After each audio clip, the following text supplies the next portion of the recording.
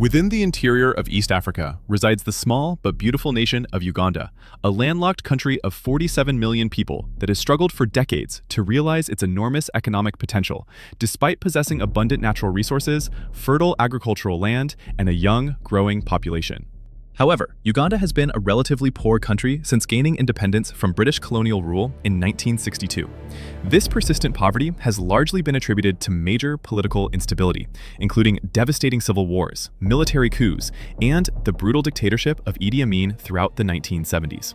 Despite these historical challenges, the country has long been expected by development experts to be poised for rapid economic growth on account of its significant natural resource deposits, including oil and minerals, abundant fertile agricultural land, and large working-age population. But like virtually all developing nations, Uganda has been in desperate need of massive monetary investments to develop heavy industry, increase public utilities, and scale up critical infrastructure, including roads, railways, and airports, to meet the demands of an expanding economy and rapidly increasing population.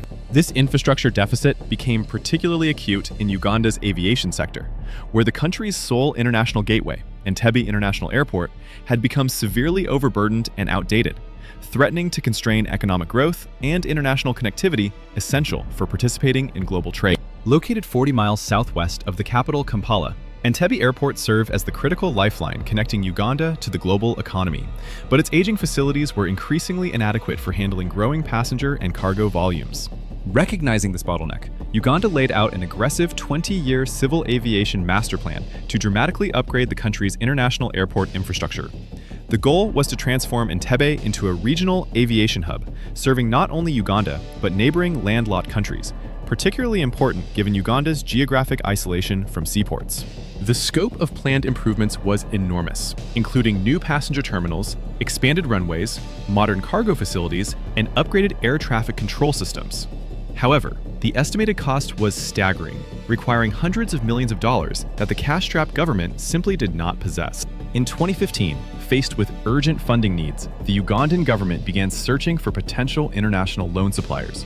After extensive negotiations, Uganda found what appeared to be an ideal solution in China's Export-Import Bank, which specializes in financing infrastructure projects as part of China's Belt and Road Initiative. The resulting $207 million 20-year loan contract secured funding for the desperately needed airport improvements. At face value, this seemed like a perfectly normal and mutually beneficial deal, providing Uganda with essential infrastructure while giving Chinese companies valuable contracts. However, as international development experts increasingly recognize, this seemingly straightforward infrastructure loan actually underpins a much larger geopolitical scheme by the Chinese Communist Party to expand global influence and establish China as the dominant superpower through strategic economic leverage over developing nations. Here at Economic Rewind, we've studied how infrastructure loans have become a key tool of modern geopolitical competition, and Uganda's experience reveals crucial lessons about the hidden costs of seemingly attractive development financing. With construction at Entebbe well underway, the situation began to sour when the Ugandan Civil Aviation Authority examined the contract's fine details, discovering 13 separate clauses deemed highly unfavorable or toxic from Uganda's perspective. These included measures that essentially mortgaged out the airport as collateral, required all dispute resolution be conducted through Chinese courts under Chinese law, and gave China's bank authority to approve or veto Uganda's airport budgets and operational decisions. Most alarmingly, the contract meant China would control any future modifications to the agreement, leaving Uganda with virtually no leverage to renegotiate terms, even if circumstances changed dramatically. Under pressure from Chinese negotiators to finalize the deal quickly, Ugandan leaders either failed to identify these problematic clauses or accepted unfavorable terms for immediate access to needed funding. The problems manifested dramatically starting in 2020, when the global economic crash caused by COVID-19 severely crippled Uganda's fiscal situation, making it increasingly difficult to service massive debt obligations. In early 2021, Uganda desperately attempted to renegotiate the contract terms, but the Chinese bank categorically rejected all requests, demonstrating the stark power imbalance and China's unwillingness to provide flexibility even during genuine economic hardship. By late 2021, reports suggested Uganda had become unable to make required payments, potentially triggering default provisions, allowing China to assume control of Entebbe Airport. Though both nations have kept details quiet, to avoid diplomatic embarrassment. While Uganda's government denies any asset seizure has occurred, a Chinese takeover would not be surprising, given China's track record of infrastructure asset seizures in other developing countries experiencing similar debt distress under Belt and Road Initiative agreements. Over the past decade, China has systematically seized control of numerous valuable infrastructure assets belonging to developing countries across Africa, Asia, and Latin America, justified through legal mechanisms built into loan agreements that heavily favor Chinese interests. This pattern represents a cornerstone of what President Xi Jinping calls the project of the century, the Belt and Road Initiative, an unprecedented global infrastructure program seeking to establish China as the dominant superpower by positioning itself at the center of a new China-centered international order. The scope is staggering, covering 65% of the world's population and encompassing 140 countries, with total committed financing exceeding $500 billion, more than 4 times the Marshall Plan that rebuilt Western Europe after World War II.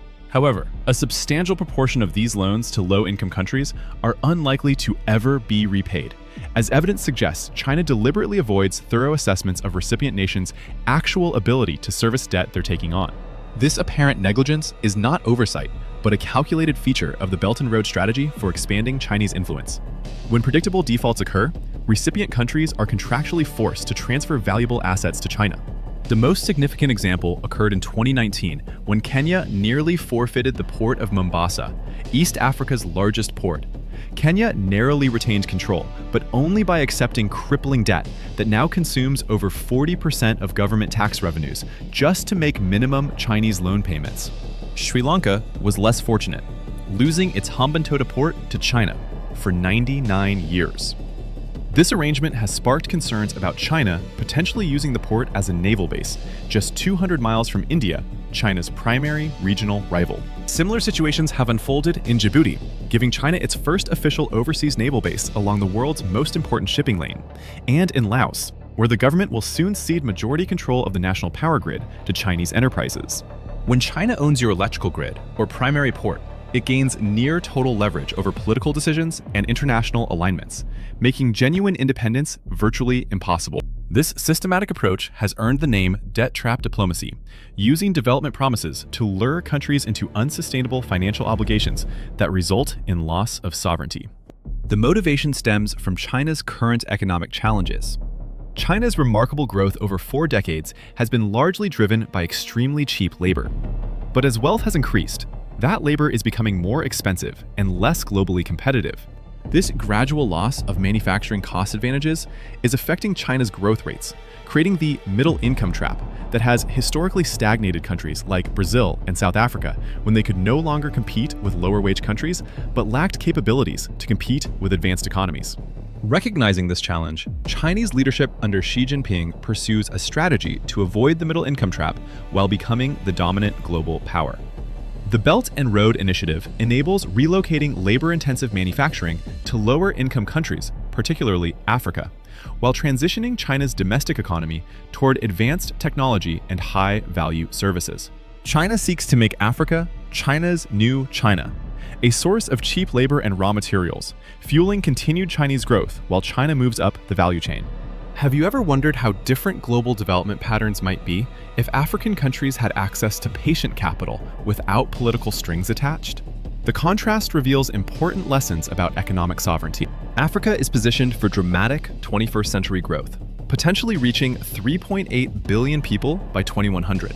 China clearly recognizes the strategic importance of establishing dominant influence over this rising continent before other powers can compete effectively.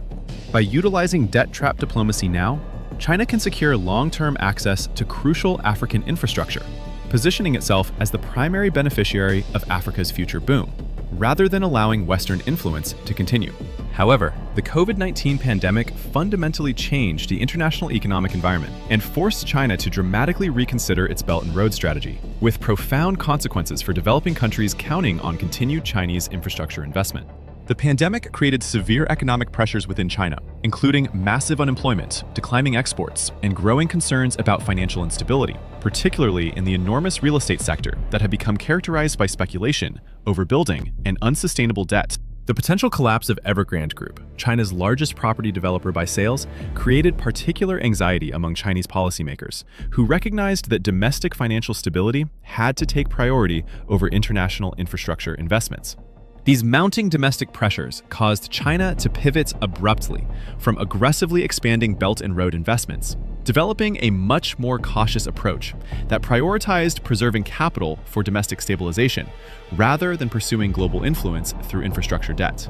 This strategic shift, combined with growing international awareness and criticism of debt trap tactics, caused China's foreign direct investment to slow dramatically, falling by more than 60% from peak levels.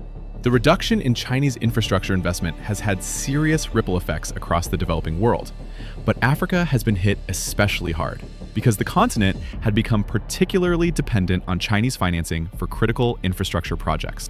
Countries throughout Africa that had structured long-term infrastructure plans around reliable Chinese financing suddenly found themselves cut off from this crucial investment source. One of the most visible examples is the stalled railway project connecting Kenya's port of Mombasa to landlocked Uganda. This ambitious project, designed as a showcase for Chinese engineering and African development potential, simply ran out of funding despite years of construction and billions already invested. In Kenya, the railway tracks end abruptly in countryside, 468 kilometers short of their destination. Desperate to complete some connection, Kenya has resorted to refurbishing 19th century colonial British tracks covered by vegetation for over half a century. This humiliating retreat to colonial-era infrastructure symbolizes how Chinese development promises have failed to deliver sustainable progress, leaving African countries worse off with enormous debts but incomplete, often unusable infrastructure. Similar funding difficulties are being experienced throughout Africa, including major projects in Cameroon, Nigeria, and Ethiopia. Total Chinese funding to Africa has dropped by over 70% in just 3 years, representing a massive reduction in available development capital. As these countries discover the hard way, the seemingly free-flowing capital of the past decade was never guaranteed, and China's willingness to provide infrastructure loans was always motivated by Chinese strategic interests, rather than genuine concern for African development. Here at Economic Rewind, we've observed how dependence on any single financing source creates enormous vulnerability for developing countries, regardless of whether that source is China, Western banks, or private investors. The unfolding crisis surrounding Chinese infrastructure investment reveals fundamental lessons about sustainable economic development that extend far beyond Uganda's airport or China's Belt and Road Initiative. The most important lesson is that genuine economic development cannot be achieved through external financing arrangements that prioritize the lender's strategic interests over the borrower's long-term welfare and political sovereignty. When development projects are structured primarily to benefit foreign powers rather than domestic populations, they inevitably create more problems than they solve, leaving recipient countries worse off economically and politically. Uganda's experience demonstrates how seemingly beneficial infrastructure investments can become instruments of economic colonialism that undermine rather than enhance national sovereignty and development prospects. The fundamental problem with China's approach is treating infrastructure investment as a tool for expanding Chinese power, rather than promoting genuine African economic growth and self-sufficiency. True economic development requires infrastructure investments designed to enhance domestic productive capacity, create local employment, transfer useful technology and skills, and generate sustainable returns benefiting the entire population, rather than just foreign investors and local elites.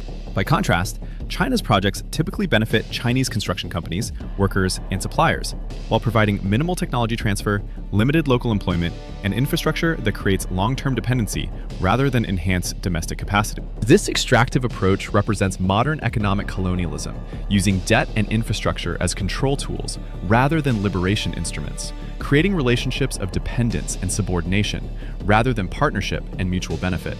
For African countries seeking genuine development, the lesson is clear. Sustainable development must be based on domestic capacity building, technology transfer, local ownership, and financial arrangements prioritizing long-term self-sufficiency over short-term access to external capital. This means prioritizing investments in education and human capital development that create skilled domestic workforces capable of designing, building, and maintaining modern infrastructure, rather than depending on foreign contractors. It means developing domestic financial institutions and capital markets that can mobilize local savings and international investment, rather than depending entirely on foreign government loans with political strings attached. It means pursuing technology transfer agreements, ensuring African countries learn to build and operate modern infrastructure themselves, rather than simply becoming customers for foreign products and services. Most importantly, it means maintaining sovereignty by diversifying financing sources and refusing dependence on any single foreign power, whether China, the United States, former European colonial powers, or international financial institutions. Successful developing countries in East Asia, including South Korea, Taiwan, and Singapore, demonstrate that rapid development is possible while maintaining independence and avoiding debt trap relationships with more powerful countries. These examples achieve development through strategic combinations of domestic investment, selective foreign partnership, technology absorption, export-oriented growth, and gradual upgrading of economic capabilities over time. Do you think African countries can learn from these successful models while avoiding debt trap pitfalls? The answer may determine whether Africa achieves genuine prosperity or remains locked in cycles of dependence. The current Belt and Road crisis provides an opportunity for African countries to reassess development strategies and pursue more sustainable approaches, prioritizing genuine economic transformation over quick fixes through external borrowing. This requires difficult but necessary changes in how governments approach development planning, including greater emphasis on domestic resource mobilization through improved tax collection and financial sector development, more careful evaluation of foreign investment proposals with independent legal and financial analysis, stronger institutional frameworks for managing large-scale development projects with proper oversight and accountability mechanisms, and more democratic accountability in development decision-making processes that involve civil society and citizen participation. The international community also has an important role to play in supporting more sustainable African development by providing alternative sources of development financing that prioritize genuine economic transformation over geopolitical leverage. This includes expanding the role of multilateral development banks, creating new mechanisms for South-South cooperation among developing countries, and encouraging private sector investment that includes meaningful technology transfer and capacity-building components. Successful models for sustainable development finance exist and can be adapted to African contexts. For example, the Nordic development banks have demonstrated how patient capital with long-term repayment schedules and flexible terms can support genuine development without creating unsustainable debt burdens or compromising recipient country sovereignty. Similarly, successful joint venture models from East Asian development experience show how foreign investment can be structured to ensure meaningful technology transfer, local capacity building, and gradual transition to domestic ownership rather than permanent dependence on foreign partners. The future of African development depends fundamentally on learning the right lessons from the current debt crisis and building more sustainable, self-reliant, and genuinely beneficial approaches to modernization and economic growth that serve African interests rather than foreign strategic objectives. African countries must develop stronger regional cooperation mechanisms that can pool resources, share expertise, and create alternatives to dependence on external powers.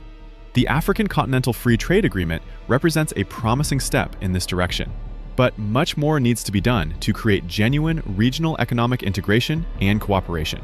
Investment in human capital through education, healthcare, and skills development must be prioritized over flashy infrastructure projects that may look impressive but don't contribute to long-term productive capacity. Countries like South Korea and Taiwan achieved rapid development by investing heavily in education and human development, rather than just physical infrastructure. Domestic financial sector development is crucial for mobilizing local savings and reducing dependence on foreign capital. This includes developing local capital markets, encouraging domestic savings, and creating financial institutions that can support small and medium enterprises, rather than just large projects favored by foreign investors. Institutional development, including strengthening rule of law, reducing corruption, and improving governance systems, is essential for creating an environment where both domestic and foreign investment can contribute to sustainable development, rather than extraction and exploitation. Countries like Uganda still have enormous potential for rapid economic development and dramatically improved living standards for the populations. But realizing this potential will require breaking free from historical cycles of dependence and pursuing development strategies that prioritize domestic capacity building, technological advancement, and long-term sustainability over short-term access to external resources. The story of Uganda's airport deal serves as both a warning and an opportunity. A warning about the serious dangers of debt trap diplomacy and the hidden costs of seemingly attractive infrastructure financing, but also an opportunity to pursue better alternatives that can deliver genuine development without compromising national sovereignty or mortgaging the future of coming generations. Understanding these crucial lessons is important not only for Africa, but for all developing countries seeking to navigate the increasingly complex realities of 21st century economic development in a multipolar world where major powers compete for influence through economic means rather than traditional military conquest. The success or failure of African countries in avoiding debt traps while pursuing genuine development will have implications far beyond the continent itself, potentially serving as a model for sustainable development approaches in other regions facing similar challenges with external financing and development partnerships. As China's Belt and Road Initiative continues to evolve and potentially contract in response to domestic economic pressures, African countries have a window of opportunity to reassess their development strategies and build more sustainable approaches that prioritize genuine economic transformation over quick fixes through external borrowing arrangements. This transition will not be easy and will require difficult political choices, institutional reforms, and potentially slower but more sustainable development progress in the short term. However, the long-term benefits of maintaining sovereignty while building genuine domestic capacity far outweigh the temporary advantages of quick infrastructure fixes that come with hidden costs and political strings attached. The experience of countries that have successfully avoided debt traps while achieving rapid development provides valuable lessons. For example, Vietnam has managed to attract significant Chinese investment while maintaining political independence and avoiding the asset seizures that have affected other countries. This was achieved through careful legal review of investment agreements, diversification of funding sources, and maintaining strong domestic institutions capable of managing foreign relationships effectively. Similarly, countries like Ethiopia and Rwanda have demonstrated how African nations can engage with China while maintaining greater control over development outcomes. Ethiopia's approach to the Addis Ababa-Djibouti railway project involved more favorable financing terms and greater local participation than typical Belt and Road projects, while Rwanda has successfully attracted Chinese investment in manufacturing while building domestic technological capabilities. These examples show that it is possible for African countries to benefit from Chinese investment and expertise while avoiding the worst aspects of debt trap diplomacy. The key is developing stronger negotiating capabilities, maintaining diverse funding sources, and ensuring that all major investment agreements serve genuine development objectives rather than just foreign strategic interests. Regional cooperation and integration among African countries can also provide alternatives to excessive dependence on external powers. The African Continental Free Trade Agreement represents a significant step toward greater regional economic integration, but much more needs to be done to create truly integrated regional markets that can support domestic African development. Investment in regional infrastructure projects that connect African countries to each other, rather than just serving as export corridors for foreign powers, could help create more balanced and sustainable development patterns. This includes developing regional power grids, transportation networks, and telecommunication systems that serve African development priorities. The role of African diaspora communities in supporting development through remittances, investment, and knowledge transfer should also be better harnessed. African diaspora communities contribute more than $60 billion annually in remittances, far exceeding official development assistance. But these flows could be better channeled toward productive investments that support long-term development. Building stronger domestic financial systems that can mobilize local savings and support domestic investment is crucial for reducing dependence on foreign capital.